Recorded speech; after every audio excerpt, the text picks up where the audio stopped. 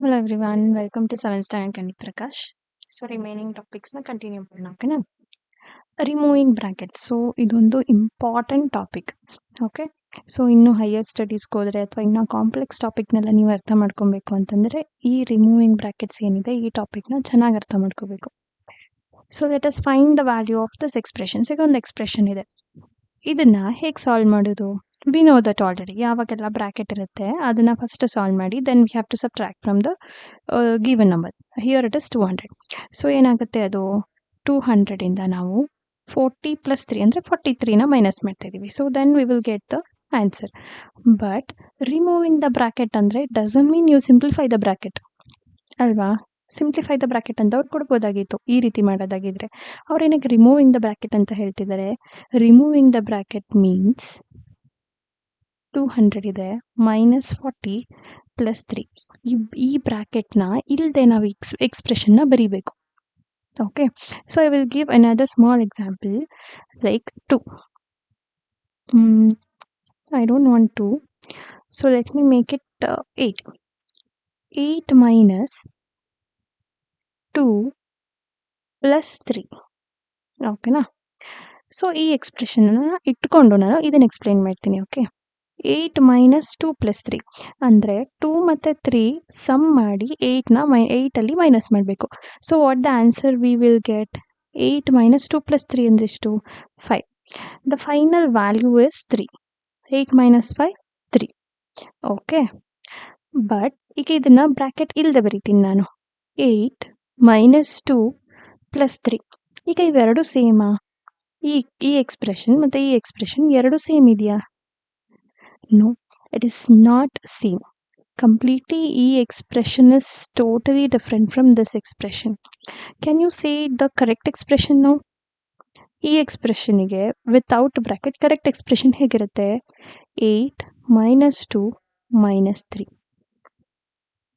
Okay, so how ಹೇಗಿದು ಅಂತಂದರೆ 8 minus 2 ಎಷ್ಟಾಗುತ್ತೆ? It will be 6. No, ಈ ಎಕ್ಸ್ಪ್ರೆಷನ್ ಸಾಲ್ವ್ ಮಾಡ್ತಿದ್ದೀನಿ. 8 minus 2 will be 6. Again we have to add 3, no? So what do I get? So it is 9. I will get 9, but the answer is 3 here. ಈ equation solve ಮಾಡ್ತೀನಿ. 8 minus 3, it will be 6. Again I am minusing 3. So 6 minus 3, it is 3. So this is correct answer. So ಇದರಿಂದ ಇದು ಹೇಗೆ ಬಂತು ಅಂತಂದರೆ that is what we call removing the bracket.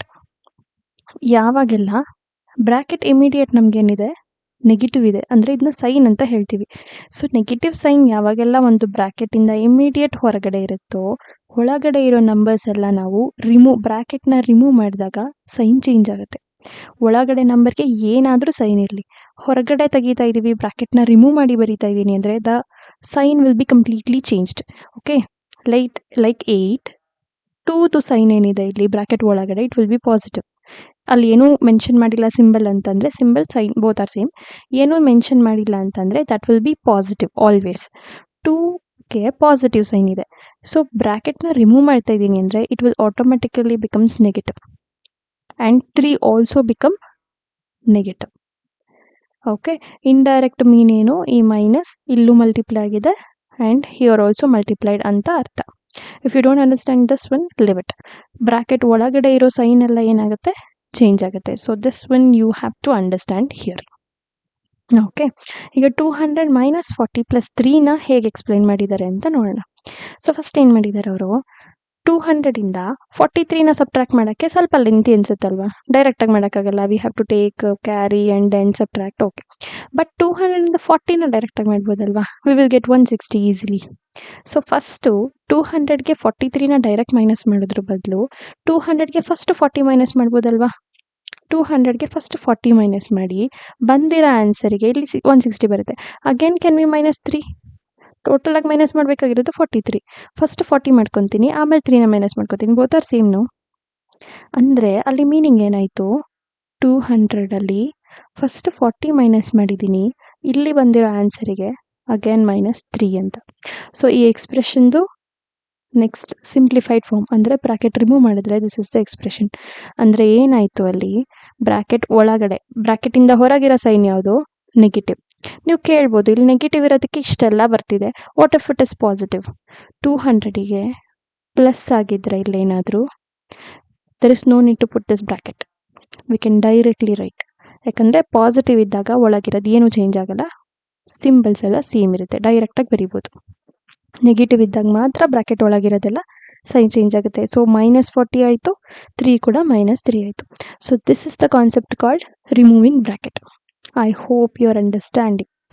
Okay, comment ಮಾಡಿ, ಯಾಕಂದರೆ ತುಂಬ ಟಾಪಿಕ್ ಇಂಪಾರ್ಟೆಂಟ್ ಇದೆ. ನಿಮ್ಗೆ ಅರ್ಥ ಆಯ್ತಾ, ಅರ್ಥ ಆಗ್ತಿಲ್ವಾ ಮಾಡಿ, ಯಾಕಂದರೆ ಇದು ನೀವು ಅರ್ಥ ಮಾಡ್ಕೊಳ್ಳಿಲ್ಲ ಅಂದರೆ ಮುಂದೆ ಏನೂ ಅರ್ಥ ಆಗಲ್ಲ.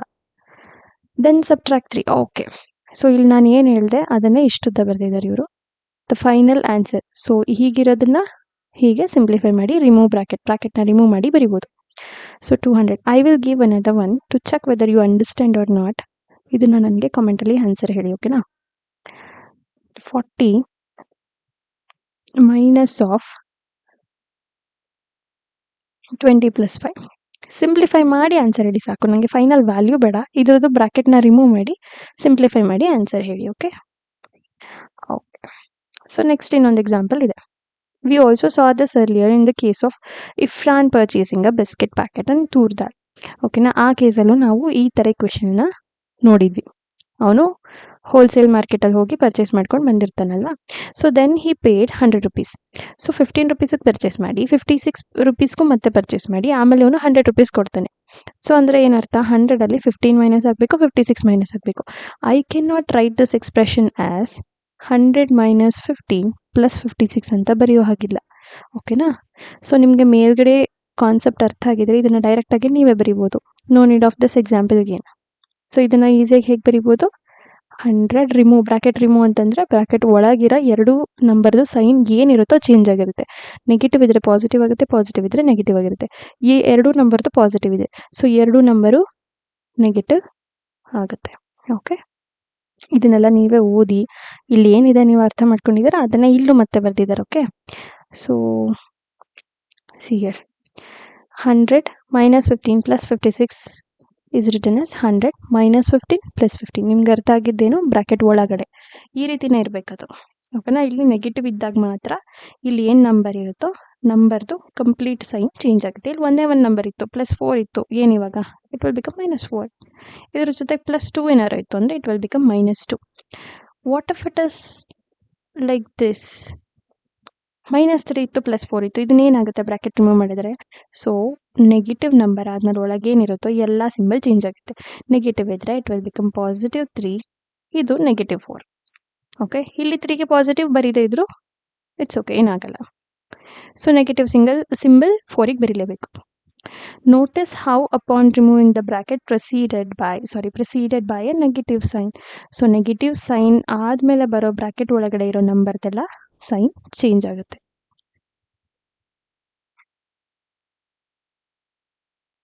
Okay, then third example. ಈಗ ನೆಗೆಟಿವ್ ಇರೋದನ್ನ ಇನ್ಕ್ಲೂಡ್ ಮಾಡಿದ್ದಾರೆ. ಸೊ ನೆಗೆಟಿವ್ ಇದ್ರೆ ಏನು, ನಾನು ಆಗಲೇ ಹೇಳಿದೆ, ನಂಬರ್ ಏನಾದರೂ ಇರಲಿ ಬ್ರಾಕೆಟ್ ಒಳಗಡೆ ಸೈನ್ ಏನಿರುತ್ತೆ ಚೇಂಜ್ ಆಗುತ್ತೆ.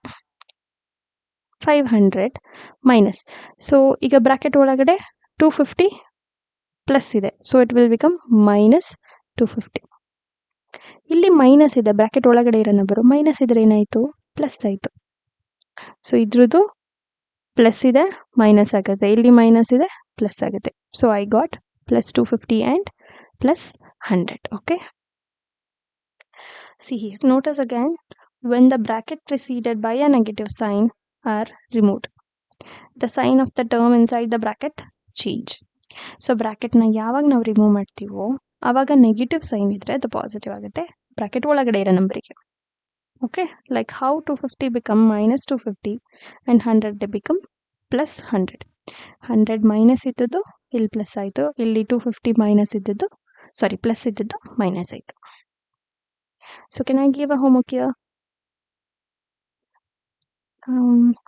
750 minus -350 -10.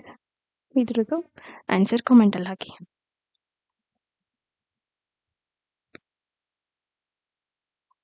Okay, example 14. Ira has a rare coin collection. She has 28 coins in one bag and 35 coins in another bag. She gives her friend 10 coins from the second bag. Okay, first ಬ್ಯಾಗಲ್ಲಿ ಎಷ್ಟಿದೆ? ಅವಳ ಹತ್ರ 2 bag ಇದೆ. Okay, this 1 bag and this is another bag. So first ಬ್ಯಾಗಲ್ಲಿ 28 coins ಇದೆ. Second ಕಾಯಿನಲ್ಲಿ 35 coins ಇದೆ.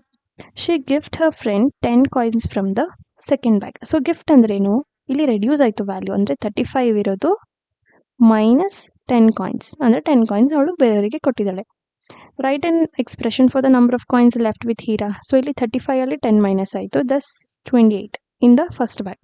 Okay, so ಇದಿಷ್ಟು expression ನಮಗೆ ಬಂದಿರೋದು. ಸಿ ಹಿಯರ್, ಹೇಗೆ ಸಾಲ್ವ್ ಮಾಡೋದು?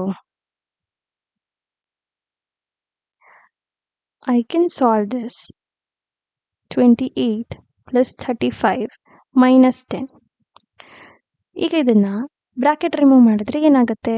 ಇಲ್ಲಿ ಪಾಸಿಟಿವ್ ಇರೋದ್ರಿಂದ ಬ್ರಾಕೆಟ್ನ ರಿಮೂವ್ ಮಾಡಿದ್ರು there will be no problem. Okay, ಯಾಕಂದರೆ ಬ್ರಾಕೆಟ್ ಆದಮೇಲೆ ಇಮ್ಮಿಡಿಯೇಟ್ ಆಗಿ ಇಲ್ಲಿ ಪಾಸಿಟಿವ್ ಸೈನ್ ಇದೆ, ನೆಗೆಟಿವ್ ಇಲ್ಲ. ನೆಗೆಟಿವ್ ಏನಾದರೂ ಇದ್ದಿದ್ರೆ ಬ್ರಾಕೆಟ್ ಒಳಗಿರೋ ಟರ್ಮ್ಸ್ದು ಸೈನು ಚೇಂಜ್ ಆಗ್ತಿತ್ತು. ಸೊ ಈಗ I can directly write 28 plus 35 minus 10. So ಏನೂ ಚೇಂಜ್ ಆಗಲ್ಲ. 28ಗೆ ಡೈರೆಕ್ಟಾಗಿ 10ನ ಮೈನಸ್ ಮಾಡಿ ದೆನ್ 35 ಆ್ಯಡ್ ಮಾಡಿದ್ರು there will be no change. Or 35ಗೆ 10ನ ಮೈನಸ್ ಮಾಡಿ then if you add 28 there will be no change. The final answer you will get is 53. Okay, see here, when the brackets are not preceded by negative sign, the terms within them do not change their sign. So terms ಏನಿದೆ bracket ಒಳಗಡೆ ಅದರದ್ದು sign change ಆಗಲ್ಲ, ಯಾವಾಗ ಅದು positive ನಂಬರಿಂದ precede ಆಗಿರುತ್ತೆ ಆಗ. Upon removing the bracket, notice that the sign of the term 35 and minus 10 in the above expression. 35 plus ಆಗೇ ಇದೆ, 10 ಮೈನಸ್ ಆಗೇ ಇದೆ, ಏನೂ ಚೇಂಜ್ ಆಗಿಲ್ಲ. ಓಕೆನಾ? ಯಾಕಂತಂದರೆ ಬ್ರಾಕೆಟ್ ಇಮಿಡಿಯೇಟ್ ಆಗಿರೋದು positive sign. Okay, shall we do this in the next class?